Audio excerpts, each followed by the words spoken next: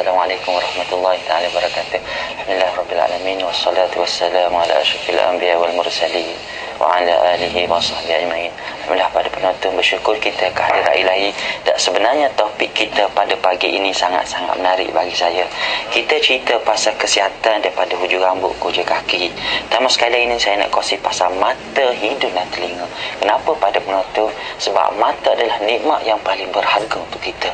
Dan apa yang saya sangat-sangat rasa teruja dan sangat-sangat rasa terharu, dan apabila yang buta sanggup datang, berpipin, berpapa, yang bertokak pun sanggup mari, malahan yang berkerusi roda pun sanggup datang ke pusat rawatan kami. Orang Kelantan kata 3 selendang pun sanggup mari. Kenapa tuan-tuan? Kerana ingin mendapatkan terapi saraf kaedah magnetik aura, pemeriksaan risda selama 15 minit secara percuma, dan terapi mata selama 15 minit. Sebenarnya pada diri kita ni, pada kita tidak terlepas daripada 2 penyakit. Pertama sekali mata, yang kedua risda. Kita cuba tengok hari ni dah, hampir 90% hari ni orang ada masalah mata dah. Hampir 90% hari ni orang pakai kacamata. Dulu tuan-tuan kita tengok TV dekat pun ayah dah marah. Hari ni komputer depan mata kita. Yang kedua sinus. Sinus ni kadang-kadang kita dah tahu kita dah ada masalah risda. Dah tanda-tanda dia kadang-kadang tuan-tuan kita rasa gatal muka, dah gatal mata, gatal hidung, selalu bersin. Yang kita takut ini selalu sering sakit kepala. Kita ingat sakit kepala tu disebabkan migrain. Sebenarnya tuan-tuan, lendir dah banyak di kepala kita. Selagi kita tak buang, selagi itulah kita akan rasa sakit kepala. Kita tanyalah mana-mana pakar, kaedah rawatan yang paling terbaik kita kena buat, kita kena matikan ibu dia. Apabila datang pusat rawatan kami tuan-tuan, pertama sekali kita akan cek di telinga selama 5 minit.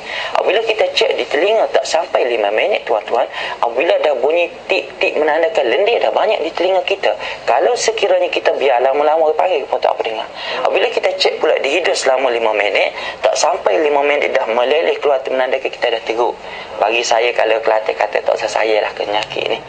Apabila kita buat rawatan tuan-tuan, insya-Allah kita akan dapat 3 kelebihan. Pertama, pernafasan kita akan rasa lega, kita nyawa rasa lapar, kita tidur jadi lena. Yang kedua tuan-tuan, insya-Allah kepala jadi ringan. Kenapa? Sebab kita dah tarik, kita dah buat ibu dia, kita dah matikan ibu dia. Yang ketiga tuan-tuan, insya-Allah mata kita menjadi terang. Sebenarnya saya ni pada penonton saya daripada Johor Bahru, saya telah membuka di Johor Bahru, itu di Komplek Pekan Rabu Johor Bahru, Tampoi. Yang kedua, saya telah membuka di Jalan Reko Kajan. Yang ketiga, saya telah membuka di Shah Alam, iaitu di Seksyen 13. Yang keempat, di Setiawangsa Business Week Kuala Lumpur.